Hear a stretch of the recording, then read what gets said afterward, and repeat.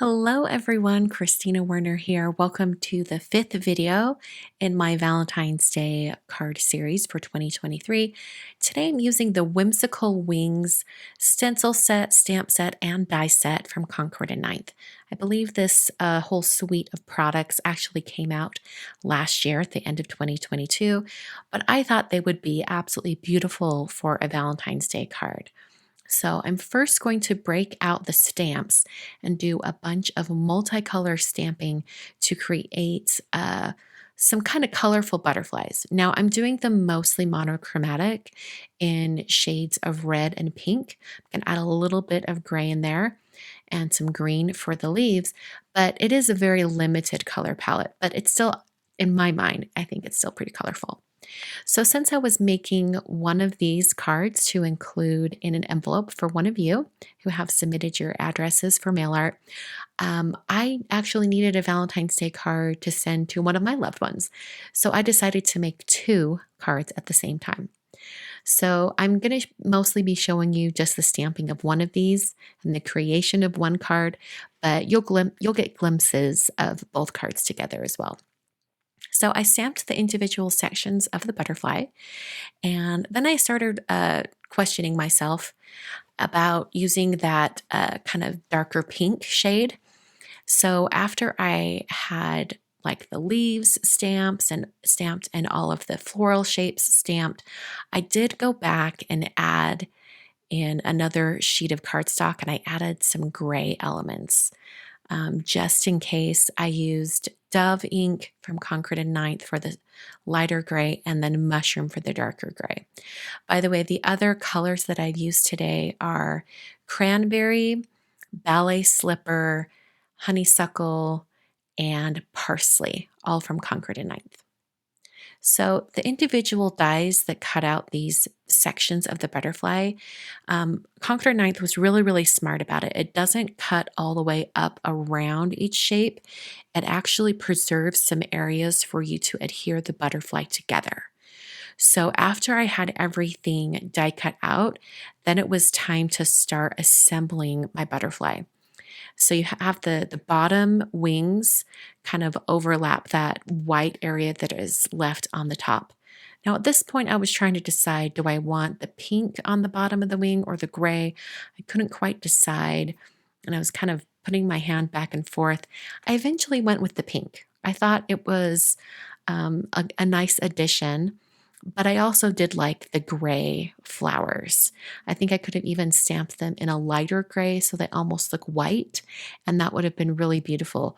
Or even taken a colored pencil or a marker and added just the tiniest bit of light blue shading on that flower, and then it would read very white. It wouldn't read pale blue. Uh, it visually look like a white flower with a little bit of shading. Put some foam adhesive on the back of the butterfly body and then put that directly over that white area. I love that there's just these little cues, visual cues for how to assemble the butterflies. So now I'm using the stencil pack. There's actually 6 stencils in this pack. I'm going to use just 3 on the actual card itself. You can see that it has the area preserved for the butterfly when you use just half of the stencils, but there are 3 additional stencils that fill in the center area. So right now I'm just working directly onto my card base. This is a folded A2 card, and I'm using Parsley ink to blend on the leaves. I then grabbed Ballet Slipper ink and I blended on the floral images themselves. And then I'm going to take the more detailed stencil and add the cranberry ink on top. And that's going to add a dark red over the top of the floral shapes and also some additional little design elements, dots and little half moon shapes. I love this whole design. I think it's so pretty. I suspect my friend Jen over at Concord and Ninth was the designer for this one. I worked with Jen years ago at Stampin' Up, and I kind of know her design style. I suspect this was Jen's design. It's beautiful. So the butterflies fit perfectly inside that stencil design, and I'm going to put some foam adhesive on the back of each of the butterflies. I was not shy with how much foam adhesive I used because I really wanted it to hold up in the mail when I send it through the post. I used a little bit of tweezers or a little bit of foam tape and my tweezers to adhere that directly to the front of the card. And I just love how this perfectly nestles in and has the beautiful stenciling on the outer edge. I think you could do this card design, but do all of the stenciling in very, very light tones of gray or tan, and it would really help the butterfly stand out as well. My greeting today was stamped using a stamp set from Simon Says Stamp. I just wanted a really simple not happy birthday. You could if you wanted to. Happy Valentine's Day. That's what I was going for. So the cards are essentially finished. I'm now going to work on today's mailer envelope that matches. So in a previous video showing you how to create DIY envelopes, I made this white envelope out of some Bristol paper. And it's just a little bit larger than a regular envelope for an A2 card. So it's perfect for this card because it's quite dimensional. The card has a lot of foam tape and dimensional elements on it. So for the envelope, I grabbed the 3 other stencils from the stencil set that create that center area. And I thought this motif would just look really pretty on the envelope. So I first started with the dark red areas, and then I did the light pink over top and then brought in the green. And I changed the order of this time around because I realized when I stenciled the cards themselves that it was easier to see the dark red through the stencil, so I could position the pink over top than it was to get the red stencil area over the pink because the pink was so pale.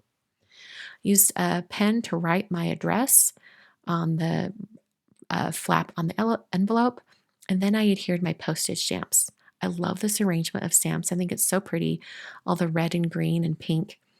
But just something to note here, this third stamp, the green one that I'm adhering, it looks great when I had it on there initially, but then I adhered it upside down. I didn't even realize that it was upside down until I took photos of my envelope for this video. So just kind of funny to think about. It should be fine. It'll be fine going through the mail, especially because that's only a 3-cent stamp, so probably don't even need it really, but just kind of something I didn't notice till the end here. I used a pencil to draw a line, and then I used a Marvy Le Pen Flex marker to write on Karen's first name, or first and last name, I should say. So, by the way, this address that I'm using today is with permission. Thank you so much, Karen, for allowing me to use your address on mail art. If you would like to submit your address for a future mail art video, please go to the link down below in the video description. You can fill out a form and submit your address. Just please note that if your address is used for mail art, it will likely be shown online. I'm now using some Distress Microglaze to help protect my envelope. Now, microglaze will not waterproof the envelope, but it will make it more resistant to any water that might come in contact with the paper. So this is something I like to just add over elements that are not waterproof or water resistant already. So I went over that entire stenciled area as well as the address and then buffed it with a paper towel. You'll notice that I did not put any of that microglaze over top of the postage stamps, and that's on purpose. I wanted the post office to be able to cancel those stamps when it goes through the mail. So that is the set of cards and envelope for today's video. I hope you guys enjoyed. This was day 5 of the Valentine's Day card series.